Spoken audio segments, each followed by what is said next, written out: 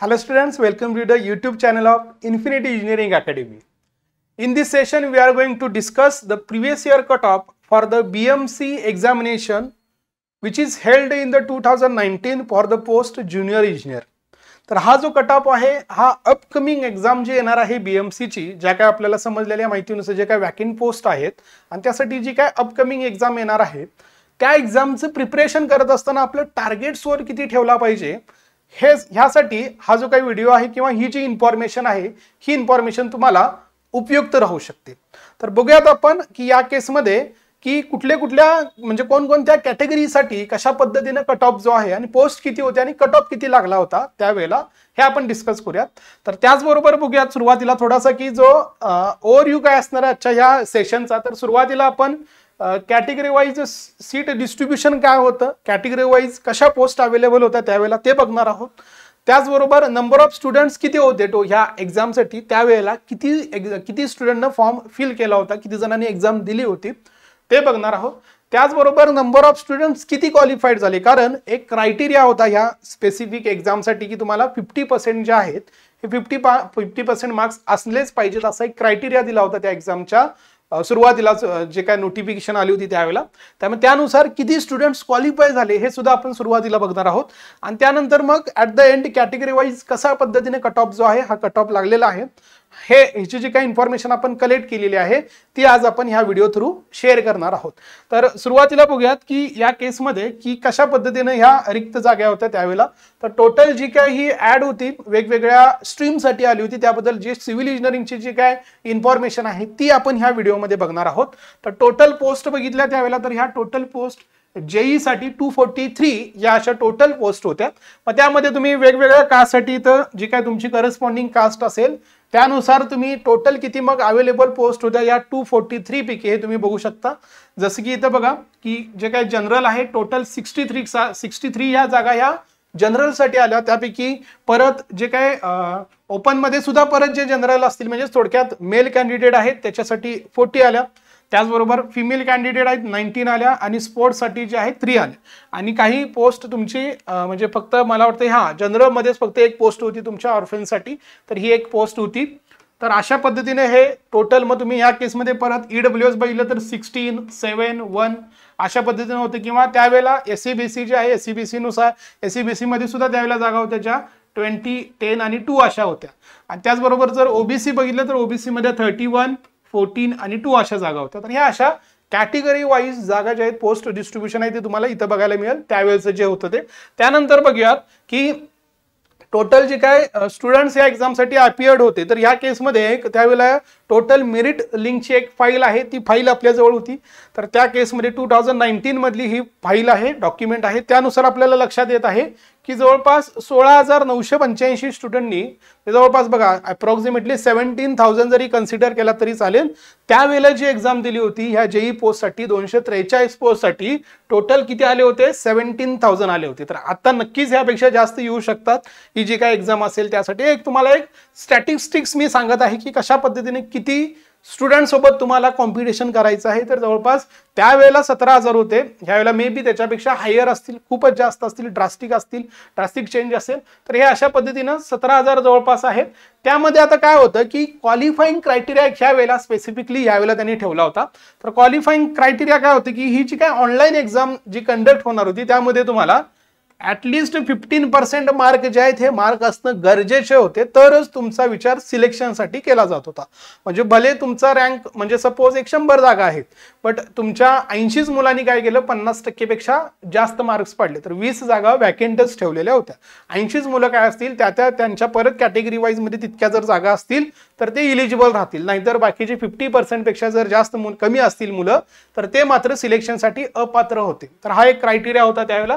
त्यानुसार जर बघितलं आपण तर टोटल मग ह्या 17,000 मध्ये किती मुलं 50%च्या पुढे होते. तर बघा या केसमध्ये तुम्हाला बघायला मिळेल त्याच लिस्टमध्ये जे काही सिक्वेन्स लावलेला होता त्यानुसार आपण इन्फॉर्मेशन अशी कलेक्ट केलेली आहे की जवळपास बघा 1298 मुलं जी आहेत ती 50%च्या पुढे होती. म्हणजे जवळपास अप्रॉक्सिमेटली 1300 मुलं तुम्ही कन्सिडर करू शकता. म्हणजे 17,000 मुलांनी काय केला होता पेपर दिला होता बट त्यापैकी फक्त 1300 मुलं जी आहेत ही 1300च मुलं 50%च्या पुढे म्हणजे 10% पेक्षा सुद्धा कमी जे आहे ते 10% पेक्षा सुद्धा कमी मुलांनी क्वालिफाय केली होती. म्हणजे तुम्ही दरवेळेला इतकी मुलं फॉर्म भरत आहेत, इतकी मुलं फॉर्म भरत असं घाबरून जाण्याची गरज नाही. त्यातले फक्त 5 to 10% जे स्टुडंट्स आहेत तेच जे आहेत हे पूर्णपणे किंवा पूर्ण फुल फोकस देऊन किंवा पूर्ण वेळ देऊन फुल टाइम मध्ये स्टडी करत असतात. त्यामुळे तुम्हाला कॉम्पिटिशन जे आहे त्याच मुलांसोबत असतं. त्यामुळे इतक्या मुलांनी फॉर्म फील भरलेला आहे म्हणून घाबरण्याची गरज नाही. तर हे होता थोडासा प्रिव्हियस इयरचा जो काय स्टॅटिस्टिक्स होता त्याबद्दल आपण बघितलं. आता कॅटेगरी वाईज जे काय कट ऑफ आहे ते आपण डिस्कस करूयात. तर हा कट ऑफ सुद्धा आपण एक इन्फॉर्मेशन कलेक्ट केलेली आहे. असा काय directly category wise cut off जो आहे त्यावेळेला डिक्लेअर झाला नव्हता. एक डायरेक्टली रिझल्ट आला होता, मेरिट लिस्ट आली होती, त्याच्याकडून त्या मेरिट लिस्ट मधून हा कट ऑफ जो आहे आपण प्रिपेअर केलेला आहे, त्याचा एक ट्राय केलेला आहे. तर या केसमध्ये बघा, जर तुम्ही बघितलं ओपन मध्ये जर बघितलं तुम्ही तर जो कट ऑफ आहे 100 पैकी तर हा 66 पर्यंत 66 जवळपास पर्यंत जे आहे फायनल सिलेक्शन होतं. आणखी एक यामध्ये महत्वाची अशी गोष्ट आहे की हा कट ऑफ कमी का आहे, कारण या एक्झामसाठी पर्टिक्युलर एक्झामसाठी निगेटिव्ह मार्किंग होतं, त्यामुळे हा कट ऑफ तुम्हाला थोडंसं बघायला कमी दिसत आहे. म्हणजेच 200 पैकी जे आता एक्झाम होतात आपल्या बऱ्यापैकी जो आता आपल्याला कट ऑफ जो माहित असतो हा 200 पैकी असतो, बरोबर आहे. तर 200 पैकी हेच बघायला झालं तर 132च्या आसपास होऊ शकतं, पण हे निगेटिव्ह मार्किंग नव्हतं म्हणून इतका कमी कट ऑफ तुम्हाला बघायला निगेटिव्ह मार्किंग होतं म्हणून कमी तुम्हाला कट ऑफ बघायला मिळत आहे. पण निगेटिव्ह मार्किंग जर नसेल तर त्या केसमध्ये मात्र हा कट ऑफ नक्कीच काय होतो, हाय होतो आपल्याला माहित आहे. म्हणजे आत्ताचं जर तुम्ही एक्झाम्पल बघितलं तर हा कट ऑफ जो 150 160 असाही काही एक्झामसाठी तुम्हाला बघायला मिळेल. म्हणजे जर तुम्ही 100 पैकी बघायला झालं तर 80च्या आसपास हा कट ऑफ असू शकतो. त्यामुळे ह्या येणाऱ्या एक्झाममध्ये सुद्धा निगेटिव्ह मार्किंग असेल किंवा नसेल ह्यावर बऱ्याचशा गोष्टी ज्या आहेत या कट ऑफच्या डिपेंड राहतील. तर हे एक तुम्हाला एक आयडिया दिलेला आहे कॅटेगरी वाईज जर बघायला झालं. ह्यामध्येच जर फिमेल बघायला झालं तर जवळपास 57 पर्यंत आहे. जर तुम्ही SC/BC बघितलं तर हे जवळपास 63 होतं. त्यावेळेला सिलेक्शन जे आहेत फायनल सिलेक्शन जे आहे ते EWS मध्ये जर बघितलं तर 57 होते. तर यामध्ये मे बी EWS आता वाढू शकतं. आता बऱ्यापैकी त्यावेळेला थोडासा अवेअरनेस कमी होता, सर्टिफिकेट मिळायला थोडीशी अडचण येत होती, पण आता बऱ्यापैकी EWS जे आहे बऱ्यापैकी विद्यार्थ्यांनी जे इलिजिबल आहेत त्या कॅटेगरीसाठी तर त्यांनी हे जे आहे डॉक्युमेंट आहे त्याच्याजवळ. त्यामुळे EWS मध्ये बराचसा ड्रास्टिक चेंज यावेळेला होऊ शकतो. कारण जो तुम्ही आता ज्या काही एक्झाम झालेल्या त्यामध्ये सुद्धा तुम्हाला बघायला मिळत आहे. OBC असेल तर 61च्या आसपास होता, SC होता तर 58 पर्यंत होतं, ST जे आहे हे 50 होतं. इथं नॉट ऍप्लिकेबल म्हणजे तसे कॅन्डिडेटच मिळाले नव्हते, त्यामुळे इथं मी 00 किंवा नॉट ऍप्लिकेबल असं लिहिलेलं आहे. तर अशा पद्धतीचा हा कट ऑफ होता लास्ट जी काय एक्झाम झाली होती BMCची 2019 मध्ये, त्यावेळेचा हा कट ऑफ आहे. तर हा तुम्हाला एक जस्ट रेफरन्ससाठी, कारण बऱ्याच मुलांचं काय असतं की कट ऑफ बद्दल खूपच क्युरियोसिटी असते. तर NTC असेल, NTD असेल, NTB असेल किंवा SBC किंवा VJA सगळ्यांचे कट ऑफ इथं तुम्हाला बघायला मिळतील. तर मॅक्झिमम जे कट ऑफ आहे ते 60च्या आसपास आहेत आणि काही पर्टिक्युलर एक्झाम जे आहेत त्यामध्ये जर सब कॅटेगरीमध्ये गेलात तरी 55 54 पर्यंत सुद्धा गेलेले आहेत. एक सर्वसाधारणपणे एक ॲव्हरेज बघायचं झालं आपण तर तुमचा जो त्यावेळेचा जो काय स्कोर होता हा जर तुम्ही 130 पेक्षा जर जास्त असेल 200 पैकी हा सेफ स्कोर त्यावेळेचा होता. मग आता तयारी करताना तुम्हाला कितीची तयारी करावी लागेल, तर सेपर साईडला जर जायचं असेल आणि जर कट ऑफ जर निगेटिव्ह मार्किंग जर नसेल तर तुमची तयारी ही 160 प्लसच असली पाहिजे. आणि निगेटिव्ह जर असेल तर हाच 145 किंवा 150 पर्यंत. पण हे कशावर डिपेंड आहे, पेपरच्या लेवलवर डिपेंड आहे, किती पोस्ट आहेत त्यावर डिपेंड आहे. ठीक आहे, एक्झॅक्टली असा कट ऑफ आपण आत्ताच सांगू शकत नाही. बट एक टार्गेट जर तुम्हाला सेट करायचं असेल, त्या टार्गेटनुसार जर तुम्हाला स्टडी करायचं असेल तर सगळ्यात पहिल्यांदा जो काही आपल्याजवळ सिलेबस अवेलेबल आहे किंवा जो काय आपले कोअर सब्जेक्ट्स आहेत सिव्हिलचे त्याच्या अभ्यासाला सुरुवात करा, मॅक्झिमम रिवाइज करायला सुरुवात करा, मॅक्झिमम MCQ प्रॅक्टिस करा. लगेच आतापासूनच कट ऑफचा विचार करून हा टार्गेट आपल्याला ठेवलं पाहिजे, पण टार्गेट ठेवताना मॅक्झिमम ठेवा नक्की 160 प्लस 165 प्लस. मग यासाठी टेक्निकल मधून किती स्कोर आला पाहिजे, नॉन टेक्निकल मधून किती आला पाहिजे, कुणाचं टेक्निकल स्ट्रॉंग असतं कुणाचं नॉन टेक्निकल स्ट्रॉंग असतं, टाइम लावून जे मॅक्झिमम अटेम्प्ट आला पाहिजे, ह्या सगळ्या गोष्टी खूप महत्त्वाच्या आहेत जर तुमचं टार्गेट जर मॅक्झिमम तुम्हाला ठेवायचं असेल तर त्याच ह्या अनुषंगानं स्पेशली BMC एक्झामसाठी आपण इन्फिनिटी अकॅडमी जे आहे बुक लॉन्च करत आहे टेक्निकल सब्जेक्टसाठी सुद्धा आणि नॉन टेक्निकल सब्जेक्टसाठी सुद्धा इंग्लिश लँग्वेजेस. तर ही BMC बद्दलची इन्फॉर्मेशन आपण आता ह्या व्हिडिओमध्ये बघितलेली आहे. आता ज्या विद्यार्थ्यांना ह्या BMC असेल किंवा त्यासोबतच बऱ्याचशा ह्या ॲडव्हर्टाइजमेंट ज्या आहेत ह्या येत्या 2023 मध्ये येणार आहेत, तर ही BMC असेल किंवा जिल्हा परिषदची जी काय पेंडिंग ॲडव्हर्टाइजमेंट होती ती येण्याचे चान्सेस आहेत. त्याचबरोबर नगर परिषदची ॲड जी आहे ती सुद्धा येण्याचे चान्सेस आहेत आणि PWD असेल. तर अशा ह्या वेगवेगळ्या मल्टिपल एक्झामिनेशनसाठी ज्या विद्यार्थी मित्रांना अभ्यास सुरू करायचा आहे, तर अशाच विद्यार्थी मित्रांसाठी इन्फिनिटीने एक बॅच लॉन्च केलेली आहे. तर सुरुवातीला प्लॅन होता की फक्त BMC साठी लॉन्च करावं, बट बऱ्याचशा ह्या एक्झाम येत आहेत, तर ह्या सगळ्याच एक्झामसाठी उपयुक्त असणारी अशी ही बॅच जी आहे ही पुण्यामध्ये 5 डिसेंबर या तारखेपासून स्टार्ट होत आहे. जी बॅच तुम्हाला BMC असेल, PWD असेल, ZP असेल किंवा नगर परिषद असेल, अशा ह्या वेगवेगळ्या एक्झामिनेशन ज्या होणार आहेत सिव्हिल इंजिनिअरिंगच्या स्टुडंटसाठी. मग काही एक्झाम डिप्लोमालाच फक्त असतील, काही एक्झाम डिग्री स्टुडंटसाठी असतील. तर अशा पद्धतीनं या सगळ्याच एक्झामच्या अनुषंगानं ही एक इंटिग्रेटेड बॅच आपण लॉन्च करत आहोत, जी स्टार्ट होत आहे आपल्या 5 तारखेला. तर याबद्दल या बॅच बद्दल जर काही तुम्हाला इन्फॉर्मेशन हवी असेल तर हा इथं नंबर दिलेला आहे, ह्या नंबरवर तुम्ही कॉल करू शकता. पूर्णपणे तुम्हाला जी इन्फॉर्मेशन आहे ही इन्फॉर्मेशन या नंबरवर कॉल केल्यानंतर मिळून जाईल. पुण्यामध्ये जे लोकेशन आहे या बॅच साठी तर ते आहे नारायणपेठ इथं मोदी गणपती जवळ आपलं मानकरवाडा अशी ही बिल्डिंग आहे. तिथं आपलं हे क्लासेस जे आहेत हे ऑफलाईन स्वरूपात होतील आणि ऑफलाईन सुद्धा आणि ऑनलाईन स्वरूपात दोन्ही सुद्धा अशी हायब्रिड बॅच असणार आहे. हा याचा एक महत्त्वाचा ॲडव्हान्टेज असणार आहे. फॅकल्टी पूल बद्दल बघितलं तर जसं की आपल्याला माहिती आहे की गिरीश सर असतील, देशकरी सर असतील, सौरभ सर असतील, लिमन सर असतील, वर्मा सर, मी स्वतः अक्षय सर आणि धीरेंद्र सर. तर असा हा वेल एक्सपिरियन्स्ड आणि एक्सपर्ट फॅकल्टी पूल आपल्याजवळ आहे. तर नक्की तुम्हाला या बॅच बद्दल जर काहीही इन्फॉर्मेशन हवी असेल तर या नंबरवर तुम्ही कॉल करू शकता. त्याचबरोबर हे झालं पुण्याशी रिलेटेड जे आहे त्या पुण्यातले जे काही स्टुडंट आहेत त्या किंवा पुण्याच्या आसपास किंवा पुण्यामध्ये बॅच लावू इच्छित असणाऱ्या मुलांसाठीची ही इन्फॉर्मेशन झाली.